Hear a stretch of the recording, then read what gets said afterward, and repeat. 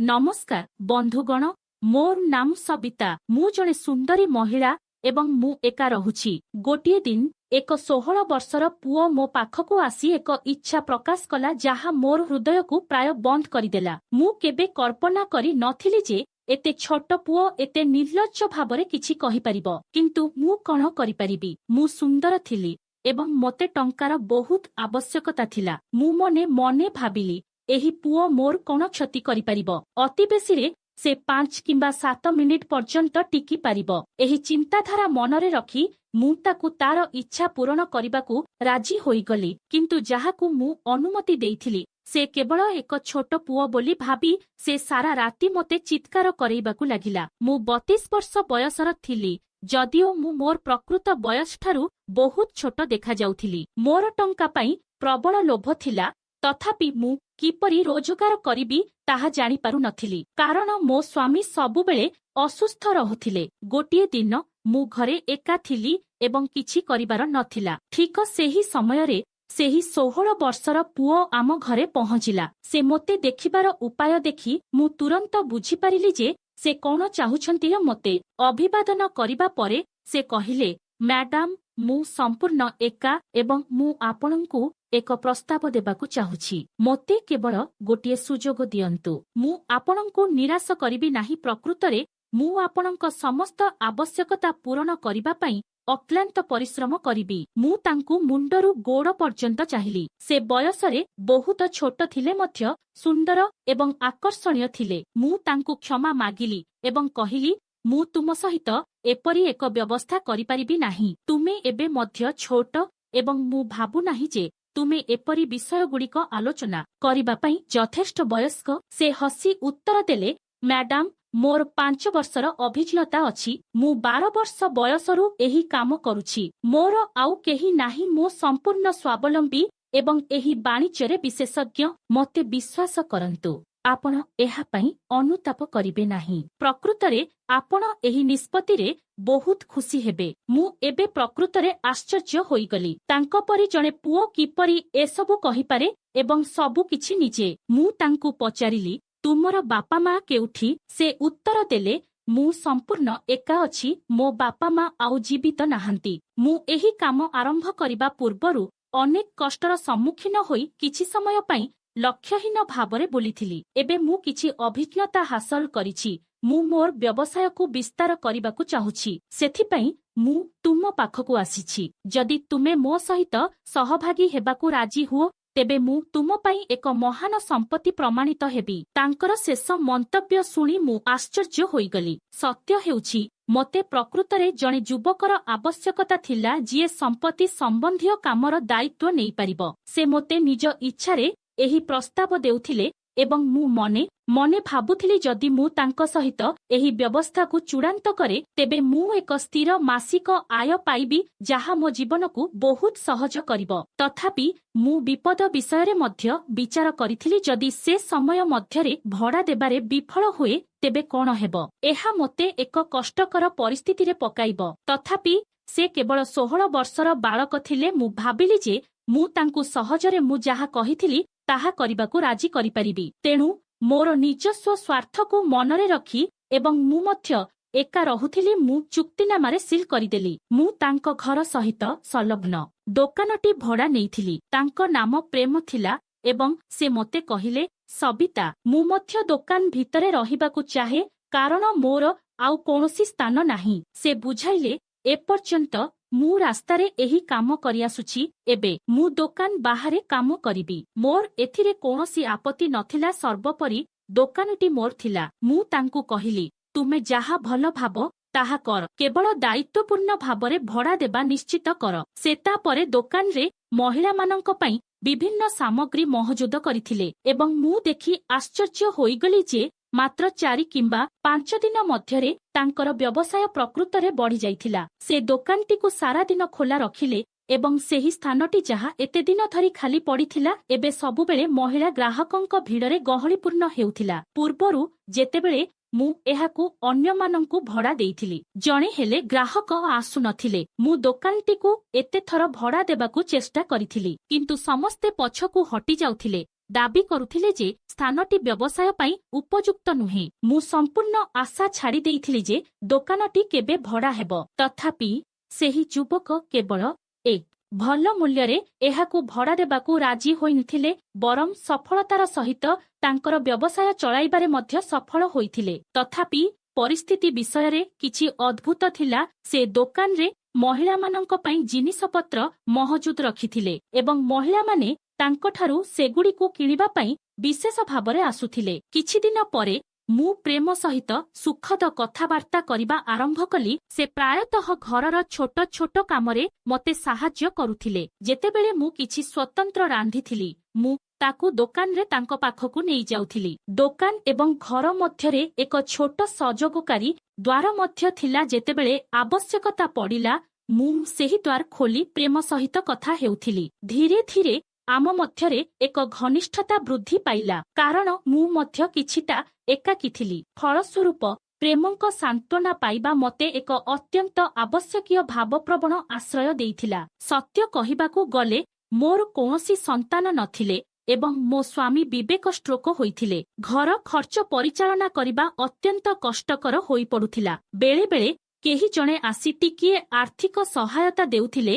ଏପରି ଭୟଙ୍କର ପରିସ୍ଥିତିରେ ଦୋକାନରୁ ମିଳୁଥିବା ଆୟ ମୋ ପାଇଁ ଏକ ପ୍ରକୃତ ଆଶୀର୍ବାଦ ପାଲଟିଗଲା। ତେଣୁ ମୁଁ ଜାଣିଶୁଣି ପ୍ରେମ ସହିତ ଘନିଷ୍ଠତାର ଭାବନା ପୋଷଣ କରିଥିଲି। ଆଶା କରିଥିଲି ଯେ ସେ ଦୋକାନ ଛାଡ଼ିବେ ନାହିଁ ଏବଂ ମୋର ସ୍ଥିର ଆୟ ଅବିରତ ଭାବରେ ଜାରି ରହିବ। କିନ୍ତୁ ମୁଁ କିପରି ଜାଣିବି ଯେ ଯାହାକୁ ମୁଁ ଜଣେ ନିରୀହ 16 ବର୍ଷର ପୁଅ ଭାବରେ ଦେଖୁଥିଲି, ସେ ବାସ୍ତବରେ ଏତେ ସରଳ ନୁହେଁ। ମାତ୍ର କିଛିଦିନ ମଧ୍ୟରେ ସେହି ଯୁବକ ମୋର ସମଗ୍ର ଦୁନିଆକୁ ଓଲଟପାଲଟ କରିଦେବ।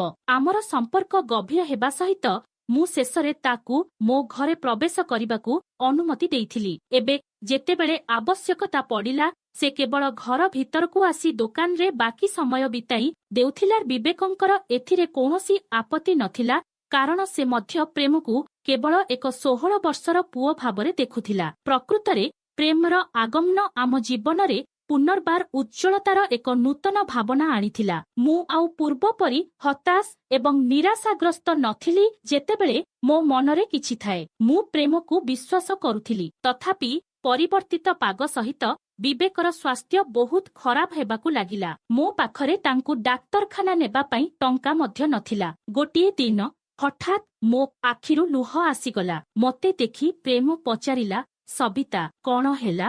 ତୁମେ କାହିଁକି କାନ୍ଦୁଛ? ମୁଁ ତାକୁ କହିଲି ଯେ ବିବେକକୁ ଡାକ୍ତରଖାନା ନେବାକୁ ପଡ଼ିବ, କିନ୍ତୁ ମୋ ପାଖରେ ଟଙ୍କା ନାହିଁ। ମୁଁ ଏହି ଜୀବନରୁ କ୍ଳାନ୍ତ ହୋଇଗଲିଣି। ଏକା ଏସବୁ ସମସ୍ୟାର ସମ୍ମୁଖୀନ ହେଉଛି। ମୋତେ ଏହି କଷ୍ଟର ସମ୍ମୁଖୀନ ହେବାକୁ ପଡୁଛି। ବିବେକ ମୋ ସାହାଯ୍ୟ ବିନା ବିଛଣାରୁ ଉଠି ପାରିବେ ନାହିଁ। ଯଦି ମୋର ପିଲା ଥାନ୍ତା, ତେବେ ହୁଏତ ମୋର ଜୀବନ ଟିକେ ସହଜ ହୋଇଥାନ୍ତା। ଦୁର୍ବଳତାର ଏକ ମୁହୂର୍ତ୍ତରେ ମୁଁ ପ୍ରେମକୁ ମୋର ଅନ୍ତରଙ୍ଗ ଚିନ୍ତାଧାରା ଜଣାଇଲି। ମୋ କଥା ଶୁଣି ପ୍ରେମ ହସି କହିଲା, ହଁ ସବିତା, ପିଲା ଜନ୍ମ କର, ଏଥିରେ ଅସୁବିଧା କ'ଣ?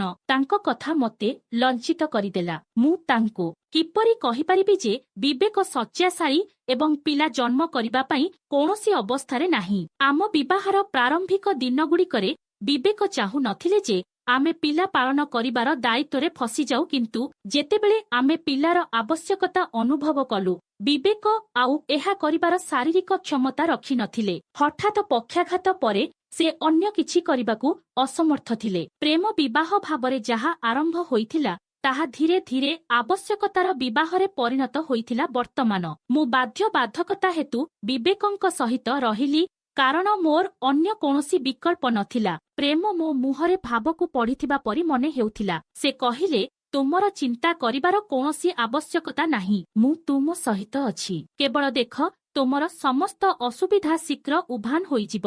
ମୁଁ ତାଙ୍କ କଥା ଶୁଣି ହସିଦେଲି। ପ୍ରତ୍ୟେକ ଆହ୍ୱାନକୁ ସାମ୍ନା କରିବାର ସାହସ ତାଙ୍କ ପାଖରେ ଥିଲା। ଯେତେବେଳେ ମୁଁ ମୋର ବୟସ ବଢ଼ିବା ସତ୍ତ୍ୱେ ଏତେ ସାହସ ଦେଖାଇ ପାରିନଥିଲି। ପ୍ରେମ 8 ବର୍ଷ ବୟସରେ ତାଙ୍କ ପିତାମାତାଙ୍କୁ ହରାଇଥିଲେ। ତଥାପି ଜୀବନର ଅରାଜକତା ମଧ୍ୟରେ से निज पथ हलाई नथिले, से केवल निज रास्तारे चली चलिथिले। से विवेकंकु बहुत भक्ति सहित देखाशुणा करिबाकु मध्य आरंभ करिथिले। जेतेबेले मु कोनोसी कामरे घरु बाहरकु जाउथिली, प्रेम मो स्वामींक पाखरे रहुथिला। से तांको पाखरे बसी रहुथिले। मु जानि नाही सेमानंक मध्यरे कोन कथाबार्ता हेउथिला, किंतु जेतेबेले से मते पाखकु आसुथिबा देखिले, प्रेम चुप होई जाउथिले। प्रेम मते प्रतिश्रुति देइथिले जे से मोर समस्त इच्छा पूरण करिबे, एक प्रतिश्रुति जाहा उपरे मु केवल हसिथिली। मु जाहा चाहुथिली ताहा हेउछि एक संतान। मु मो जीवनरे एक संतानर अनुपस्थिति जोगु जेउ शून्य स्थान रहि जाइथिला ताहा पूरण करिबाकु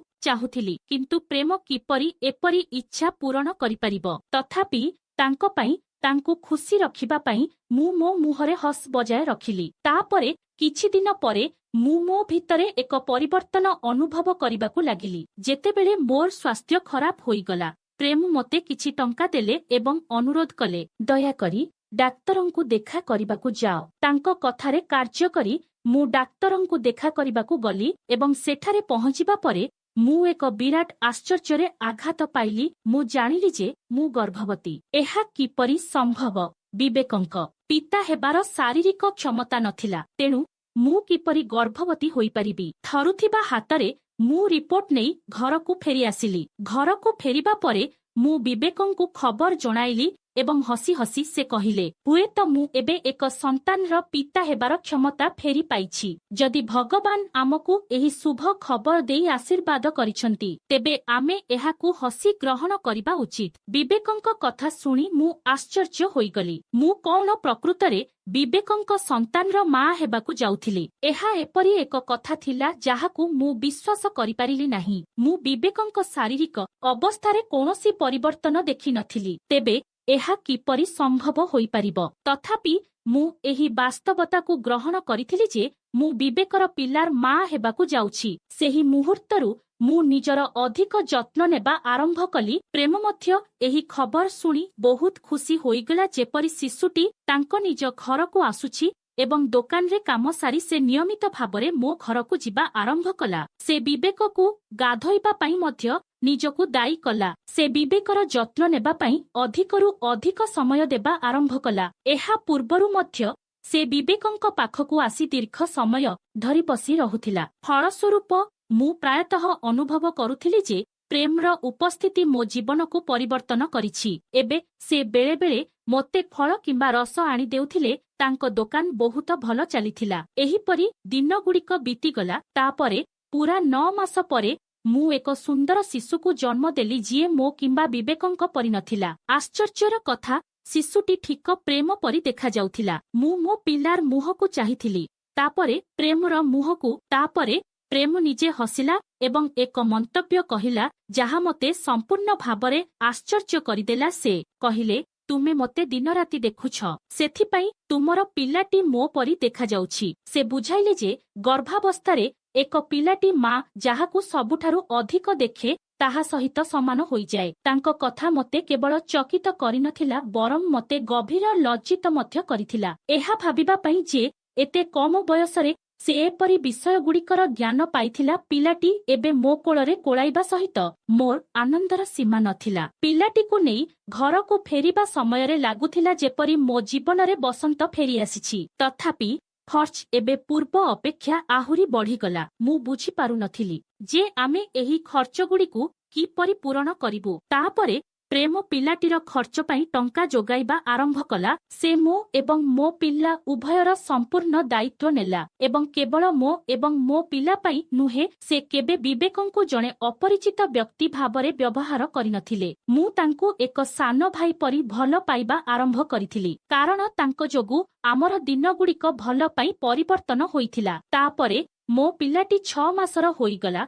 एवं मु जानिली जे मु पुणी थरे गर्भवती होइगली। मु स्तब्ध होइगली। मु किपरि एते शीघ्र द्वितीय थर गर्भधारण करिपारिली। मोर विवाहकु प्राय 10 वर्ष होइगलानी, किंतु सेही समय मध्यरे मु थरे मध्य गर्भधारण करिनथिली। मु भयभीत होइगली। भाबुथिली जे मु एते शीघ्र द्वितीय संतानर दायित्व किपरि तुलाइबी। मोर प्रथम संतान एपर्यंत एते छोट थिला ଏବଂ ତା ଉପରେ ବିବେକଙ୍କ ଯତ୍ନର ପୃଥକ ଦାୟିତ୍ୱ ଥିଲା। ମୁଁ ଏହି ଚିନ୍ତାଧାରା ଦ୍ୱାରା ଗ୍ରସ୍ତ ହୋଇଗଲି। ସେତେବେଳେ ବିବେକ ମୋତେ ଆଶ୍ୱସ୍ତ କଲେ। ସେ କହିଲେ, ଯଦି ଭଗବାନ ଆମକୁ ଆଉ ଏକ ଆଶୀର୍ବାଦ ପଠାଉଛନ୍ତି, ତେବେ ଏହାକୁ ପ୍ରତ୍ୟାଖ୍ୟାନ କର ନାହିଁ। ଯେପରି ପ୍ରଥମ ସନ୍ତାନ ଆମ ପାଖକୁ ଆସିଲା, ସେହିପରି ଦ୍ୱିତୀୟ ସନ୍ତାନ ମଧ୍ୟ ଏଠାରେ ନିଜର ପଥ ପାଇବ। ମୋର ମୁଣ୍ଡ ନଇଁ ମୁଁ ବିବେକକୁ କହିଲି, ଆମର ଦାୟିତ୍ୱର ଭାର ପ୍ରେମର କାନ୍ଧ ଉପରେ ଅଛି। ଏବେ ଯଦି ଏହି ସନ୍ତାନ ଆସିବ, ତେବେ ତାଙ୍କୁ ପାଳନ ପୋଷଣ କରିବାର ଆର୍ଥିକ ଭାର ପ୍ରେମ ଉପରେ ମଧ୍ୟ ପଡ଼ିବ। ଶେଷରେ ମୋର ଦ୍ୱିତୀୟ ସନ୍ତାନ ମଧ୍ୟ ଏହି ଦୁନିଆରେ ପ୍ରବେଶ କଲା। ମୁଁ ମୋର ଦୁଇଟି ସନ୍ତାନଙ୍କ ଯତ୍ନରେ ଏତେ ମଗ୍ନ ହୋଇଗଲି ଯେ ମୁଁ ଆଉ ବିବେକଙ୍କ ଯତ୍ନ ନେବା ପାଇଁ ସମୟ ପାଇଲି ନାହିଁ। ପ୍ରେମ ବିବେକଙ୍କ ଯତ୍ନର ସମ୍ପୂର୍ଣ୍ଣ ଦାୟିତ୍ୱ ନେଇସାରିଥିଲା। ସମୟ ଦ୍ରୁତ ଗତିରେ ଚାଲିଗଲା। ଏବେ ସୁଦ୍ଧା ପ୍ରେମ ଏବଂ ମୋ ମଧ୍ୟରେ ବନ୍ଧୁତାର ସମ୍ପର୍କ ଏତେ ଗଭୀର ହୋଇଯାଇଥିଲା ଯେ ଆମେ ଆମର ଅନ୍ତର୍ନିହିତ ଚିନ୍ତାଧାରା ଏବଂ ଭାବନା ପରସ୍ପର ସହିତ ବାଣ୍ଟି ପାରୁଥିଲୁ। ମୁଁ ମୋର ସାରା ଦିନ ପିଲାମାନଙ୍କ ପଛରେ ଦୌଡ଼ିବାରେ ବିତାଉଥିଲି ଏବଂ ରାତିରେ କ୍ଳାନ୍ତ ହୋଇ ମୁଁ ଗଭୀର ନିଦ୍ରାରେ ଶୋଇପଡୁଥିଲି। ପ୍ରେମ ରାତିରେ ମୋ ପିଲାମାନଙ୍କର ଦେଖାଶୁଣା କରିବାକୁ ଆସୁଥିଲା ଏବଂ ସେମାନଙ୍କୁ ତାଙ୍କ ପାଖରେ ଶୋଇବାକୁ ନେଇଯାଉଥିଲା। ଏହା ମୋ ପାଇଁ ପ୍ରକୃତରେ ଆଶ୍ଚର୍ଯ୍ୟଜନକ ଥିଲା। ଏକ 16 ବର୍ଷର ପୁଅ ସାରା ରାତି ଏତେ ସହଜରେ ଦୁଇଟି ପିଲାଙ୍କୁ କିପରି ପରିଚାଳନା କରିପାରିବ? ପ୍ରେମ କେବେ ବି ମୋ ପାଖରେ ଅଭିଯୋଗ କରିନଥିଲା ଯେ ପିଲାମାନେ ଏକ ଅସୁବିଧା କିମ୍ବା ସେମାନେ ତାଙ୍କ ନିଦରେ ବାଧା ସୃଷ୍ଟି କରିଛନ୍ତି। ବରଂ ସେ ଖୁସିରେ ମୋ ହାତରୁ ସେଗୁଡ଼ିକୁ କାଢ଼ି ଦେଉଥିଲା। ମୋତେ ଏକ ନିଶ୍ୱାସ ଦେବାକୁ ସୁଯୋଗ ଦେଉଥିଲା। ସେ ପ୍ରତ୍ୟେକ ଦାୟିତ୍ୱ ବହନ କରିଥିଲା, ତାହା ମୋ ପୋଷାକ ହେଉ କିମ୍ବା ପିଲାମାନଙ୍କର। ଏତେ ଛୋଟ ବୟସରେ ସେ ଆମ ସମଗ୍ର ପରିବାରକୁ ଆର୍ଥିକ ଭାବରେ ସମର୍ଥନ କରୁଥିଲା। ତଥାପି ମୁଁ ପ୍ରାୟତଃ ଲଜ୍ଜା ଅନୁଭବ କରୁଥିଲି, କାରଣ ସେ ପ୍ରାୟତଃ ଆମ ପରିବାରର ଜଣେ ସଦସ୍ୟ ଥିଲେ। ଗୋଟିଏ ଦିନ ସମ୍ପୂର୍ଣ୍ଣ ଅପ୍ରତ୍ୟାଶିତ ଭାବରେ ପ୍ରେମ କୌଣସି କାମରେ ମୋ ରୁମକୁ ଗଲା। ସେ ବିନା ଦ୍ୱିଧାରେ ମୋ ରୁମରେ ପ୍ରବେଶ କରିବାରେ ଅଭ୍ୟସ୍ତ ହୋଇଯାଇଥିଲା। ମୁଁ ଯାହା କହିବାକୁ ଚାହୁଁଥିଲି ତାହା ଶୁଣି ତାଙ୍କ ଆଖିରେ ଲୁହ ଝରିଗଲା ଏବଂ ସେ ପଚାରିଲେ, ତୁମେ କଣ ମୋତେ ବାହାର ଲୋକ ବୋଲି ଭାବୁଛ? ମୁଁ ତୁମ ସମସ୍ତଙ୍କୁ ମୋର ନିଜ ରକ୍ତ ମାସ ବୋଲି ଭାବିଛି। ମୁଁ ତୁମ ପାଇଁ ସବୁ କିଛି କରିବି। ମୁଁ ଶୁଣିଲି ଯେ ତୁମେ ଆଉ ଏକ ସନ୍ତାନ ଆଶା କରୁଛ। ଦୟାକରି ତୁମର ସ୍ୱାସ୍ଥ୍ୟର ଯତ୍ନ ନିଅ। ଖର୍ଚ୍ଚ ବିଷୟରେ ଚିନ୍ତା କର ନାହିଁ। ତୁମର ଦୋକାନ ବହୁତ ସମୃଦ୍ଧିରେ ଆଶୀର୍ବାଦ ପ୍ରାପ୍ତ ଏବଂ ମୁଁ ତୁମ ପାଇଁ ଏସବୁ ଯୋଗାଇ ପାରିବା ପାଇଁ ନିଜକୁ ଭାଗ୍ୟବାନ ମନେ କରୁଛି। ସେ ପ୍ରାୟତଃ ଏପରି ଶବ୍ଦ କହୁଥିଲେ ଯାହା ମୋତେ ଆହୁରି ଅଧିକ ଆଦର କରିବାର ଅନୁଭବ କରାଇଥିଲା। 3 ପିଲାର ମା ହେବା ପରେ ମୁଁ ସମ୍ପୂର୍ଣ୍ଣ ପରିବର୍ତ୍ତନ ହୋଇଗଲି। ଥରେ ମୋ ଉପରେ ଭାରାକ୍ରାନ୍ତ ହୋଇଥିବା ବିଷାଦ ଦୂର ହୋଇଗଲା। ଦିନଗୁଡ଼ିକ ଉଡ଼ିଗଲା ପରି ମନେ ହେଉଥିଲା। ସମୟ ଏତେ ଶୀଘ୍ର ବିତିଗଲା ଯେ ମୁଁ ତାହା ଦେଖିପାରିଲି ନାହିଁ। ମୁଁ ବିବେକଙ୍କଠାରୁ ଦୂରେଇ ଯିବାକୁ ମଧ୍ୟ ଆରମ୍ଭ କରିଥିଲି। ଗୋଟିଏ ରାତିରେ ମୋର 3 ପିଲା ବିଶେଷ ଭାବରେ ଅସ୍ଥିର ହେଉଥିଲେ। ଠିକ ସେହି ସମୟରେ ପ୍ରେମ ଆସି କହିଲେ, ସେମାନଙ୍କୁ ମୋ ହାତରେ ଦିଅ। ତୁମେ ଆଗକୁ ଯାଅ ଏବଂ କିଛି ବିଶ୍ରାମ ନିଅ। ମୁଁ ଖୁସିରେ ପ୍ରେମର ଯତ୍ନରେ ପିଲାମାନଙ୍କୁ ସମର୍ପଣ କଲି। ସେ ସବୁବେଳେ ଯେପରି କରୁଥିଲେ। ସେ ମୋ ପାଇଁ ଏକ ଗ୍ଲାସ କ୍ଷୀର ଆଣିଲେ ମୋ ଆଡ଼କୁ ବଢ଼ାଇ କହିଲେ, ନିଜର ଯତ୍ନ ନିଅ। ଗ୍ଲାସଟିକୁ ହାତରେ ଧରି ମୁଁ ପ୍ରେମକୁ ଧନ୍ୟବାଦ ଜଣାଇଲି। ତାପରେ ସେ ପିଲାମାନଙ୍କ ସହିତ ରୁମ୍ ବାହାରକୁ ଚାଲିଗଲେ। କିନ୍ତୁ ହଠାତ୍ କ୍ଷୀର ଗ୍ଲାସଟି ମୋ ହାତରୁ ଖସିଗଲା ଏବଂ ଭାଙ୍ଗିଗଲା। ମୋର କାମ ପୁଣି ଥରେ ଜମା ହୋଇଗଲା। ମୁଁ ଅଳିଆ ସଫା କରିବାକୁ ଲାଗିଲି ଏବଂ ଶେଷରେ ମୁଁ ବିଛଣାରେ ଶୋଇପଡ଼ିଲି। କିଛି ସମୟ ପରେ ମୁଁ ଅନୁଭବ କଲି ଯେ ମୋ ସହିତ ରୁମରେ ଆଉ କେହି ଅଛନ୍ତି। ମୋର ନିଶ୍ୱାସ ମୋ ଗଳାରେ ବନ୍ଦ ହୋଇଗଲା। ଏପରି ଲାଗିଲା ଯେପରି ଜଣେ ଚୋର ପଶି ଆସିଛି। ତାପରେ ମୁଁ ମୋ ବିଛଣା ପାଖରେ ଏକ ଉପସ୍ଥିତି ଅନୁଭବ କଲି। କେହି ମୋ ଶରୀର ସହିତ ଖେଳ ଖେଳିବାକୁ ଚାହୁଁଥିଲା। ମୁଁ ହଠାତ୍ ବସି ପଡ଼ି ଚିତ୍କାର କଲି। ମୋର ଚିତ୍କାର ବିବେକଙ୍କୁ ମଧ୍ୟ ଜାଗ୍ରତ କରିଦେଲା। ମୁଁ ଶୀଘ୍ର ରୁମର ଲାଇଟ୍ ଜାଳିଦେଲି। ମୁଁ ଯାହା ଦେଖିଲି ତାହା ମୋତେ ଆଶ୍ଚର୍ଯ୍ୟ କରିଦେଲା। କୋଠରୀଟି ସମ୍ପୂର୍ଣ୍ଣ ଅବ୍ୟବସ୍ଥିତ ଥିଲା। ଆମ ପଡ଼ୋଶୀର ଜଣେ ବ୍ୟକ୍ତି ମୋ ଉପରେ ଝୁଣ୍ଟି ପଡ଼ିଥିଲେ। ମୁଁ ତାଙ୍କୁ ଦେଖି ଆଶ୍ଚର୍ଯ୍ୟ ହୋଇଗଲି। ପ୍ରଥମେ ସେ ଲଜ୍ଜିତ ଦେଖାଯାଉଥିଲେ, କିନ୍ତୁ ପରେ ସେ କହିବା ଆରମ୍ଭ କଲେ, ସବିତା, ମୁଁ କିଛି ଭୁଲ କରିନାହିଁ। ତୁମ ସ୍ୱାମୀ ନିଜେ ମୋତେ ପ୍ରତି ରାତିରେ ତୁମ ସହିତ ଶୋଇବାକୁ ଅନୁମତି ଦେଇଥିଲେ। ମୁଁ ତୁମ ସହିତ ଶୋଇବି ଏବଂ ସେ ଟଙ୍କା ନେବେ। ତାପରେ ସେ ସେହି ଟଙ୍କା ତୁମ ଏବଂ ପରିବାର ପାଇଁ ଖର୍ଚ୍ଚ କରିବେ। ଦେଖ ବିବେକ, ତୁମେ ଘରେ ଆର୍ଥିକ ପରିସ୍ଥିତି ବିଷୟରେ ଗଭୀର ଚିନ୍ତିତ ଥିଲେ। ସେ ଏହି ବୋଝରୁ ରକ୍ଷା ପାଇବା ପାଇଁ କୌଣସି ଉପାୟ ଖୋଜିବାକୁ ଚାହୁଁଥିଲେ। ସେଥିପାଇଁ ସେ ମୋତେ ବ୍ୟକ୍ତିଗତ ଭାବରେ ଏହି ଅନୁମତି ଦେଇଥିଲେ। ମୁଁ ହିଁ ପ୍ରତି ରାତିରେ ତୁମ ଘରେ ରହୁଥିଲି। ମୋର ଚିତ୍କାର ଶୁଣି ପ୍ରେମ କୋଠରୀ ଭିତରକୁ ଦୌଡ଼ି ଆସିଲା। ତାକୁ ଦେଖି ଲୋକଟି କହିଲା, ପ୍ରେମ, ତୁମେ ମୋତେ କହିଥିଲ ଯେ ସେ ଜାଗ୍ରତ ହେବ ନାହିଁ କିମ୍ବା ରାଗିବ ନାହିଁ। ତୁମେ କହିଥିଲ ଯେ ମୁଁ ସହଜରେ ମୋର ଇଚ୍ଛା ପୂରଣ କରିପାରିବି। କିନ୍ତୁ ଦେଖ, ସେ ଜାଗ୍ରତ ଲୋକଟିର କଥା ଶୁଣି ମୋ ପାଦ ତଳୁ ମାଟି ଖସିଗଲା। ପ୍ରେମ ଭୟରେ ମୋତେ ଚାହିଁଲା। ମୁଁ କଣ ହେଉଛି ବୁଝିପାରିଲି ନାହିଁ। ପ୍ରଥମେ ମୁଁ ସେହି ଲୋକକୁ ଗାଳି ଦେବା ଆରମ୍ଭ କଲି। ତାପରେ ଘୃଣାରେ ପୂର୍ଣ୍ଣ ହୋଇ ମୁଁ ପ୍ରେମଠାରୁ ଏକ ବ୍ୟାଖ୍ୟା ମାଗିଲି। ଏସବୁର ଅର୍ଥ କଣ? ପ୍ରେମ ଉତ୍ତର ଦେଲା, ତୁମର ସ୍ୱାମୀଙ୍କ ପାଖରେ ଏହି ପରିବାରକୁ ପ୍ରତିପାଳନ କରିବା ପାଇଁ ଯଥେଷ୍ଟ ଟଙ୍କା ନଥିଲା। ତେଣୁ ସେ ମୋତେ ତୁମର ଶରୀର ବିକ୍ରୟ କରିବାକୁ ବାଧ୍ୟ କରିଥିଲେ ତୁମକୁ ଅନ୍ୟ ପୁରୁଷମାନଙ୍କ ସହିତ ଶୋଇବା ବ୍ୟବସ୍ଥା କରିବା ପାଇଁ। ଯେତେବେଳେ ଜଣେ କ୍ଲାଏଣ୍ଟ ଆସିବେ, ମୁଁ ତୁମର ପିଲାମାନଙ୍କୁ ନେଇଯିବି ଏବଂ ତୁମକୁ ଦେବା ପୂର୍ବରୁ ତୁମର କ୍ଷୀରରେ ଏକ ନିଦ୍ରାଜନକ ଔଷଧ ମିଶାଇ ଦେବି। ତୁମେ ଶୋଇପଡ଼ ଏବଂ କ୍ଲାଏଣ୍ଟ ତୁମକୁ ବ୍ୟବହାର କରିବ ଏବଂ ତାପରେ ଚାଲିଯିବ। ତୁମର ଏହି 3ଟି ପିଲା ପ୍ରକୃତରେ ବିଭିନ୍ନ କ୍ଲାଏଣ୍ଟଙ୍କର, କାରଣ ବିବେକଙ୍କ ପାଖରେ ସନ୍ତାନ ଜନ୍ମ କରିବାର ଜୈବିକ କ୍ଷମତା ନାହିଁ। ମୁଁ ତୁମକୁ କୌଣସି ପ୍ରକାରେ ପ୍ରତାରଣା କରିନାହିଁ। ମୁଁ କେବଳ ତୁମର ସ୍ୱାମୀ ମୋତେ ଯାହା କରିବାକୁ ନିର୍ଦ୍ଦେଶ ଦେଇଥିଲେ ତାହା କରିଛି। ମୁଁ ତାର ଇଚ୍ଛା ଅନୁସାରେ ତୁମକୁ ବିକ୍ରୟ କରିଦେଇଛି। ଏହା ଶୁଣି ମୋର ଶରୀର ଅନିୟନ୍ତ୍ରିତ ଭାବରେ ଥରିବାକୁ ଲାଗିଲା। ମୁଁ ବିବେକଙ୍କୁ ଦେଖିବା ପାଇଁ ବୁଲି ପଡ଼ିଲି। ସମ୍ପୂର୍ଣ୍ଣ ସ୍ତବ୍ଧ। ସେ ତାଙ୍କ ଆଖିକୁ ଏଡ଼ାଇ ଦେଲେ। ତାପରେ ସେ ନିଜ ଇଚ୍ଛାରେ କହିବାକୁ ଲାଗିଲେ, ମୋ ଅସୁସ୍ଥତା ଯୋଗୁଁ ଆମ ପରିବାରର ଆର୍ଥିକ ପରିସ୍ଥିତି ଖରାପ ହୋଇଯାଇଥିଲା। ମୁଁ ତୁମକୁ ଏକ ସନ୍ତାନ ମଧ୍ୟ ଦେଇପାରିଲି ନାହିଁ। ଆମେ ଅତ୍ୟନ୍ତ ସଙ୍କଟରେ ଥିଲୁ, ଭୋକରେ ଏବଂ ଖାଦ୍ୟ ପାଇଁ ହତାଶ। ଏସବୁ ଦେଖି ମୋର ହୃଦୟ ଯନ୍ତ୍ରଣାରେ ଜଳିଗଲା। ତଥାପି ମୁଁ କିଛି କରିବାକୁ ଅସମର୍ଥ ହୋଇଗଲି। ସେଥିପାଇଁ ପ୍ରେମ କଣ ଭୂମିକା ଗ୍ରହଣ କରିପାରିବି ତାହା ବୁଝିବା ପରେ ମୁଁ ନିଜେ ତାଙ୍କୁ ପରାମର୍ଶ ଦେଲି ଯେ ସେ ପ୍ରତି ରାତିରେ ତୁମ ପାଇଁ ଜଣେ ଭିନ୍ନ ପୁରୁଷ ଖୋଜିବେ। ମୁଁ ଶୋଇ ରହିବା ପାଇଁ ନିଦ୍ରା ବଟିକା ଖାଇବି। ଫଳସ୍ୱରୂପ କଣ ଘଟୁଛି ତାହା ମୁଁ ସମ୍ପୂର୍ଣ୍ଣ ଅଜ୍ଞ ଥିଲି। ପ୍ରେମ ଜଣେ ଗ୍ରାହକଙ୍କୁ ଆଣିବ ଏବଂ ଗ୍ରାହକ ସକାଳ ହେବା ପୂର୍ବରୁ ଚାଲିଯିବେ। ଯେତେବେଳେ ତୁମେ ଗର୍ଭବତୀ ହେଲ, ତୁମେ ଆନନ୍ଦରେ ପରିପୂର୍ଣ୍ଣ ହୋଇଯାଉଥିଲ ଏବଂ ଆମ ପରିବାରର ଭାଗ୍ୟ ଭଲ ପାଇଁ ପରିବର୍ତ୍ତନ ଆଣିଥିଲା। ମୁଁ ଠିକ ସେହିପରି ଚାହୁଁଥିଲି। ବିବେକଙ୍କ କଥା ଶୁଣି ମୁଁ ଅବିଶ୍ୱାସରେ ମୋ ମୁଣ୍ଡକୁ ଜାବୁଡ଼ି ଧରିଲି। ମୁଁ ବୁଝିପାରିଲି ନାହିଁ ଯେ ମୋ ନିଜ ସ୍ୱାମୀ ମୋତେ ଏତେ ଭୟଙ୍କର ଅତ୍ୟାଚାର କରିଛନ୍ତି। ଆମର ଆର୍ଥିକ ପରିସ୍ଥିତିକୁ ଉଦ୍ଧାର କରିବା ଏବଂ ମୁଁ ସନ୍ତାନ ଜନ୍ମ କରିବା ପାଇଁ ସେ ପ୍ରେମ ସହିତ ମୋ ଶରୀର ବିକ୍ରୟ କରିବାକୁ ଷଡ଼ଯନ୍ତ୍ର କରିଥିଲେ। ମୁଁ ଭାଙ୍ଗି ପଡ଼ିଲି ଏବଂ ଅନିୟନ୍ତ୍ରିତ ଭାବରେ କାନ୍ଦିଲି। ମୋର ଟିକିଏ ଶାନ୍ତ ହେବା ପରେ ମୁଁ ପ୍ରେମଙ୍କ ଆଗରେ ହାତ ଯୋଡ଼ି କହିଲି, ଆମ ଜୀବନରୁ ବାହାରି ଯାଅ।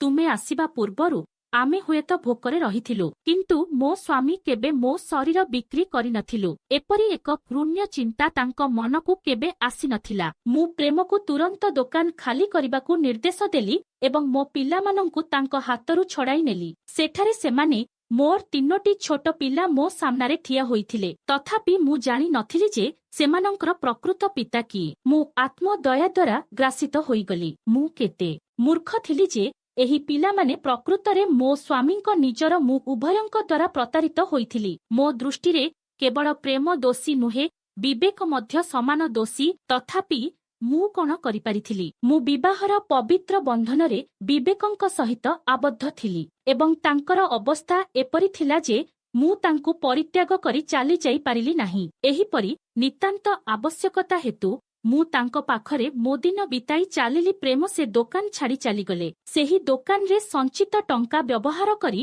ମୁଁ ଝିଅମାନଙ୍କ ପାଇଁ ଜିନିଷପତ୍ର ରଖିଲି ଏବଂ ନିଜେ ବ୍ୟବସାୟ ଚଳାଇବା ଆରମ୍ଭ କଲି। ଗ୍ରାହକମାନେ ପୂର୍ବରୁ ପ୍ରତିଷ୍ଠିତ ହୋଇସାରିଥିଲେ, ତେଣୁ ମୋର ଦୋକାନ ଭଲ ଚାଲିଲା ଏବଂ ମୁଁ ଆମର ଘର ଖର୍ଚ୍ଚ ବହନ କରିପାରିଲି। ମୁଁ ମୋ ପିଲାମାନଙ୍କୁ ଭଲ ଭାବରେ ଆଲିଙ୍ଗନ କଲି। ଏମାନେ ମୋର ପିଲା। ମୁଁ ହୁଏତ ଜାଣି ନପାରେ ସେମାନଙ୍କ ବାପା କିଏ, କିନ୍ତୁ ମୁଁ ସେମାନଙ୍କୁ ମୋ ଗର୍ଭରେ ପୋତି ଦେଇଛି ଏବଂ ନିଜେ ସେମାନଙ୍କୁ ଜନ୍ମ ଦେଇଛି। ତେଣୁ ସେମାନଙ୍କ ପାଇଁ ମୋ ହୃଦୟରେ ଥିବା ପ୍ରେମ ଟିକେ ବି କମି ନାହିଁ। ମୋତେ କୁହନ୍ତୁ, ମୋ ସହିତ କଣ ଘଟିଛି ଠିକ?